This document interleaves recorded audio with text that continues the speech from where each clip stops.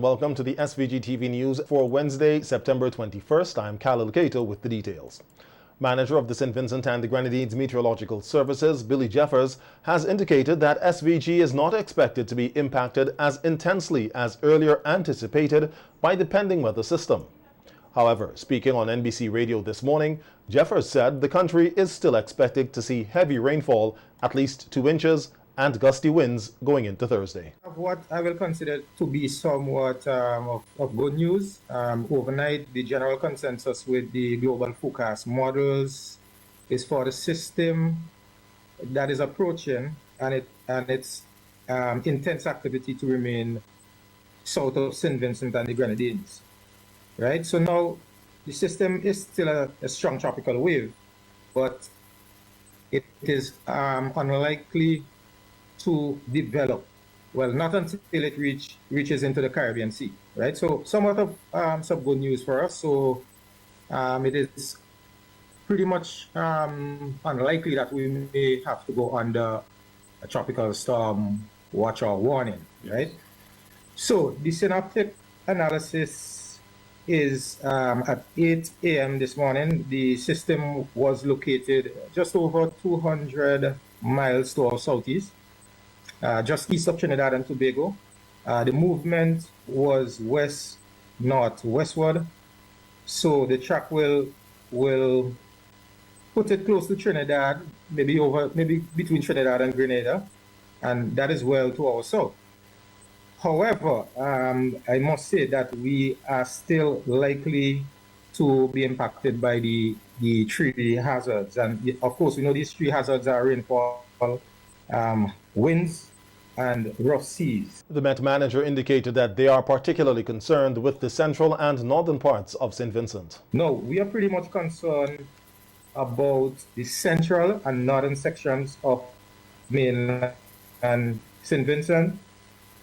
And as we know, on the weekend, feeder bands associated with then Tropical Storm Fiona had severely impacted mainly the northern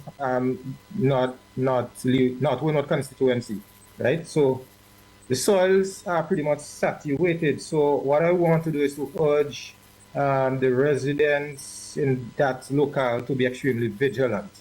So as I said before, we are looking at about 2 inches of rainfall across St. Vincent into Thursday. In the meantime, Mr. Jeffers is appealing to motorists not to take unnecessary risks by attempting to cross swollen rivers. He says he has received reports of drivers trying to do this and getting stuck. He is appealing to them to desist from doing this.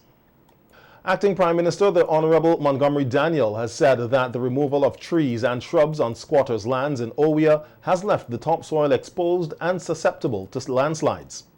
Speaking on NBC's Face-to-Face program this morning, Daniel said that heavy rains last weekend in the north of the country caused landslides, swollen rivers, and damage to properties.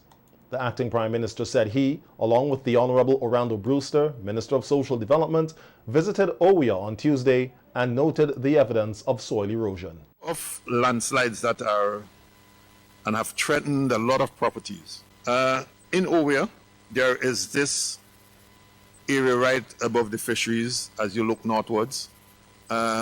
Many years ago, that area used to be the playing field, and right at the bottom, and there's this slope going up to the top as you get up onto the hill. All of that area used to be under vegetation. A lot of coconuts used to be there, and the undercover used to be grass. And the area held very well over the years. But what happened? That the demand for housing, that people went in and squatted. And that's the problem we have in this country. When one sees a plot of land somewhere, they think they can go in and put down a house. So that all of the protection that covered the soil was removed. And now you have houses established, and you have runoff water onto the surface. In itself, of course, this is problematic. And so once soils are saturated and you have runoff water, as a result, you will have landslides. And that is what would have happened in Owia. to the extent that several properties are now exposed. Meantime, the acting Prime Minister is to meet with the Ambassador of the Republic of China, Taiwan, tomorrow to hold further discussions on assistance from the ROC to carry out major road repairs in this country. Minister Daniels said that initial discussions were already held between Prime Minister Gonzalez and the government of Taiwan. We want to see how much where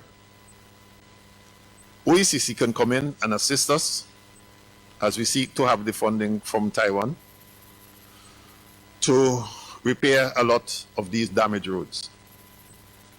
And so tomorrow we will work out the details on this program, and we are trying to see how quick we can have the preliminary work done to the extent that we can have much of the roads repaired. Certainly,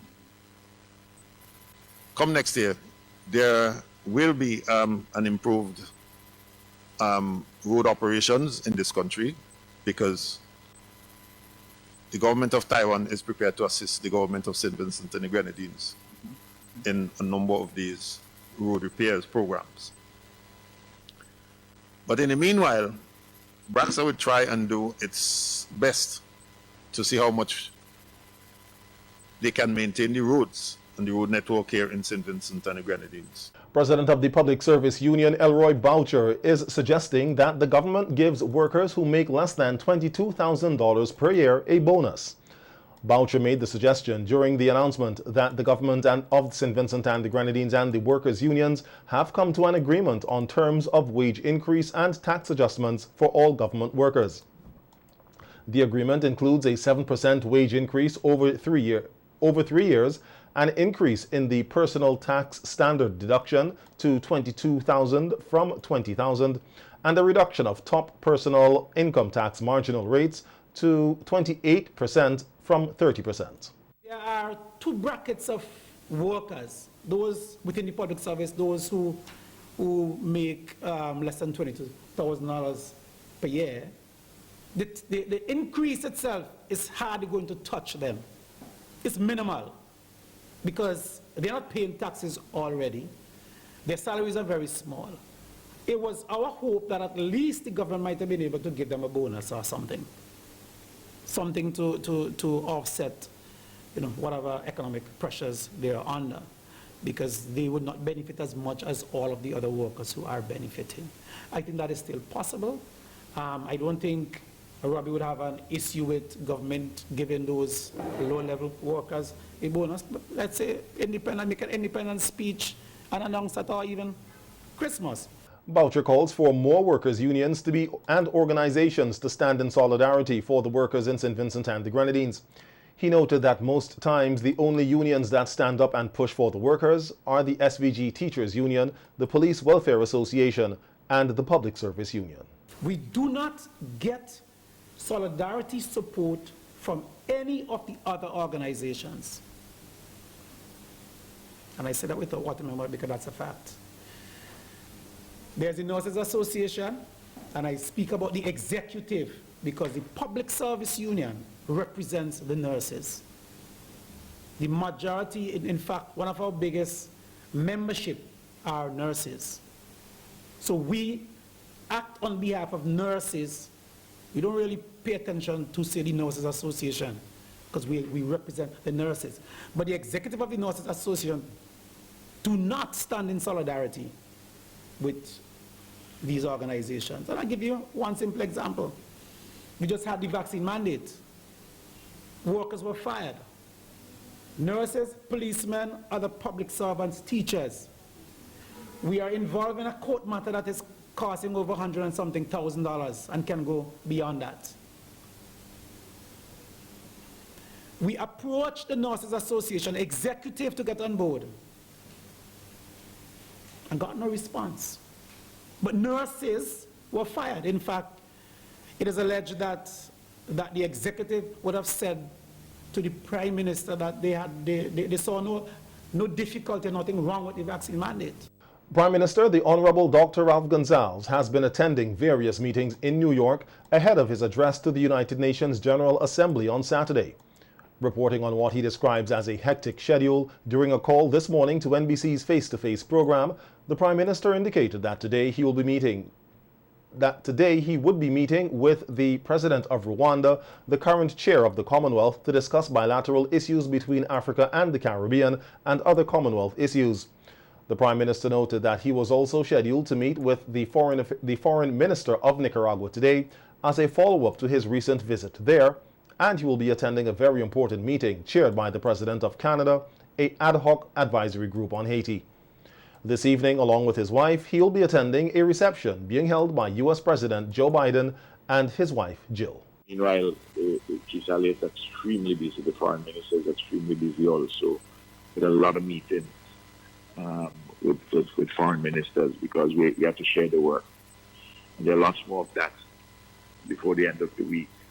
And I addressed the General Assembly on Saturday morning, sometime I suspect between number 3 in the morning on Saturday mornings. I suspect around sometime between 9:30 and 9:45 I should start if we get off, as we usually do, on time at 9 o'clock at the General Assembly.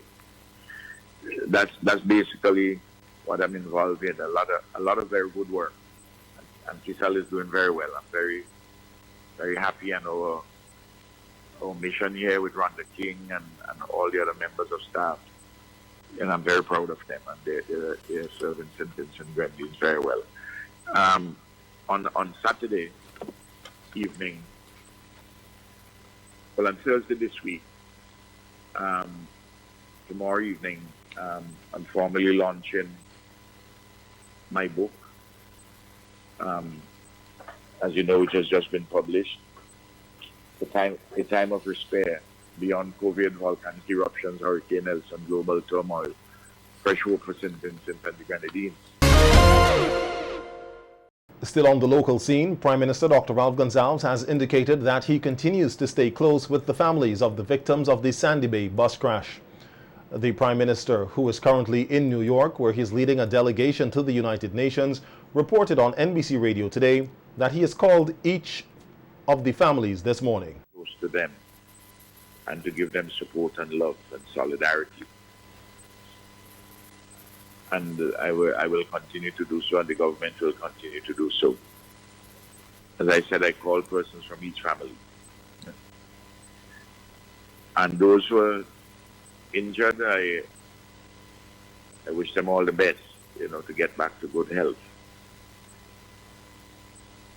including those who are hospitalized. Those who perished in the crash are expected to be buried on October 16th. They are Giovanni Barker, Ishmael Bruce, Elvis Harold, Khalil Robin, and Kenroy Haywood, all of Clear Valley. They were among several who were traveling to a funeral in Sandy Bay when the accident occurred.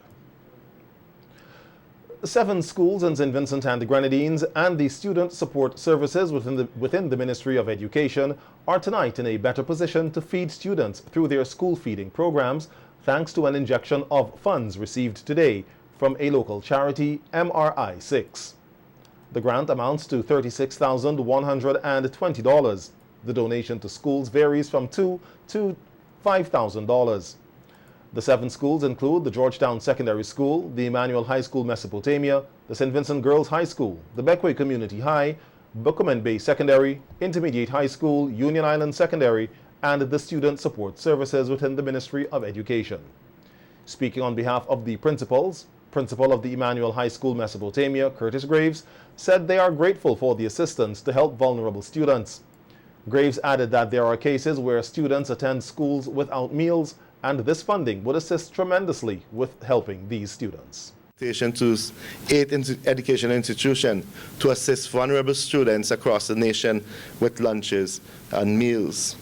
We, as an organization, as a group of principals, are very happy to receive these grants this morning to assist our students, as many of our students come to school from time to time without breakfast or even lunch. And we are grateful for the contribution to the development of our nation. Representing MRI-6 was Keith Boye and Andre Eiton. Eiton said the organization was moved to extend its services towards the community, and a number of groups and agencies have benefited. This particular year, as I looked around, I thought that it would be useful to make some impact in the area of the youth of the community who seem to be under, you know, like everywhere else, under great pressure, given what has happened over the last 2-3 years. And so it was with discussion from a number of teachers, and I eventually went to Mrs. Crease and asked her if she could guide me where it would be best to put our support within the school system. And it was indicated that the secondary school level feeding program would be very useful. It would be useful to go to that segment. So that was where the choice of schools was a matter for the ministry, because clearly we don't have the information to determine where the most urgent and vulnerable needs are. So the choice was made based on them. We gave an indication of the level of support we could offer in terms of the quantity of funds that were available. And hence we came up with this list based on their recommendations. Keith Boye handed over the checks to the principals of the schools on behalf of the organization. The handing over ceremony took place earlier today at the National Library Conference Room. MRI-6 is a non-profit organization that began in 2009. They host fundraising activities, and the proceeds go towards community needs. The Milton Cato Memorial Hospital, the Special Olympics, the Society of and for the Blind, and the St. Vincent Girls High School have been recipients of their support. The issue of quality teaching in the classroom is one of the main factors which contributed to the decreased percentages in this year's CSEC results. So says President of the St. Vincent and the Grenadines Teachers Union, Oswald Robinson.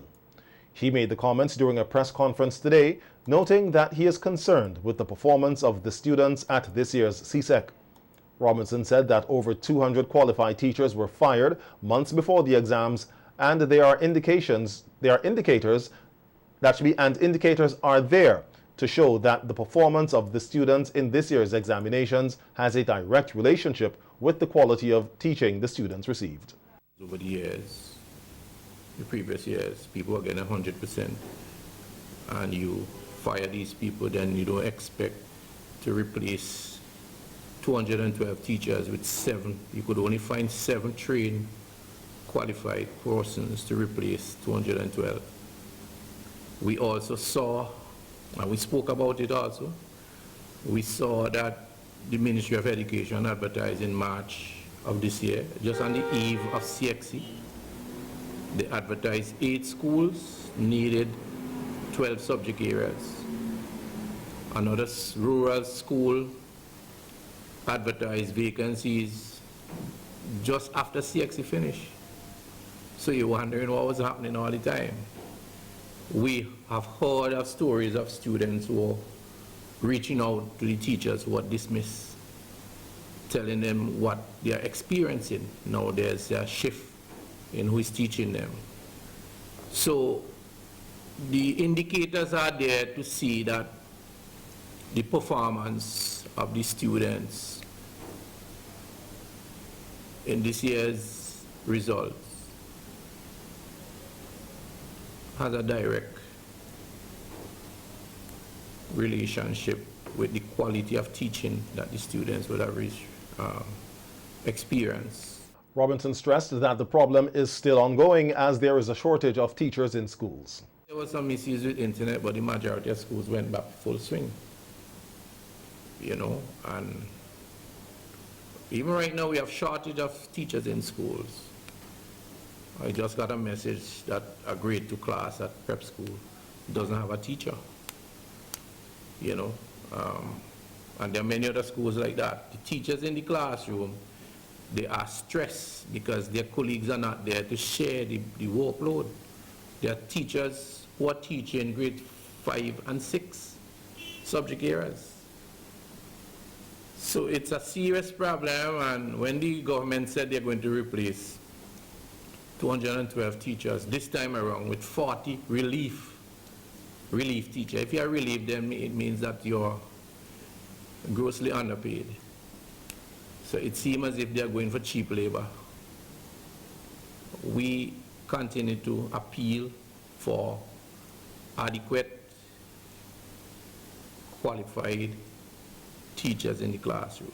He, however, commended the teachers, parents, and students on work done, obtaining a 66% average in this year's CSEC examination. We have commended our teachers in the classroom for the work done, the students, the parents, all the stakeholders. We just hope that, because we are not sure what is going to happen to those students whose dream was to enter community college and they don't have the required number of passes. And even those that get 100%, you're seeing generally that the scale, the performance is still really below the standard. Yeah, so I mean, but those schools who did well, we commend them. The schools that did well, what we noticed, those schools most of them had all their teachers, right? And you must expect they would have the advantage. I saw some schools where they had no entries. In one particular school I saw 5 subject areas, no entries at all. So no candidate for that subject. Right, because there was no teacher. The country recently recorded a significant decline in the results of the 2022 May-June Caribbean Secondary Education Certificate, or CSEC, examinations. The results show that SVG achieved a pass rate of 66.55% this year, down from 83.48% in 2021, which represents a decline of 16.83%. In 2020, SVG received a pass rate of 81.86%. This year, 2,006 candidates were registered. Of these, 513 were private. Representatives from the Ministry of Agriculture and the Food and Agricultural Organization, the FAO, have met with stakeholders from the agriculture and fisheries sectors to discuss the operationalization of a national agriculture management information system. When operational, the system is expected to document agriculture data, such as the variety and volume of agricultural commodities available, and the information can be used to forecast future yields. This information is expected to be made available to farmers, fishers, and other key stakeholders nationwide. There were also discussions on the importance of the system, who should have access, and what data should be on the system. The FAO's local representative, Dr. Colleen Phillips, told the participants that data collection is a crucial tool which farmers can use to get the most out of their businesses. The consultation took place yesterday at the Fisheries Conference Room. 3 students of the University of the West Indies Open Campus will receive bursaries from the Mustique Charitable Trust tomorrow. The 3 are Sylvain Harry, who is pursuing a Bachelor's of Science in Human Resource Management, Kelroy Richardson, a Bachelor of Science in Youth Development Work, and Yannick Samuel, pursuing a Bachelor of Science in Human Resource Management. The bursaries will be officially handed over at 1:30 tomorrow afternoon at the conference room of the Open Campus. The ceremony will be addressed by Head of the Open Campus, Deborah Dalrymple, and Administration Director of the Mustique Charitable Trust, Dullery Malcolm. Each bursary recipient will also receive a laptop.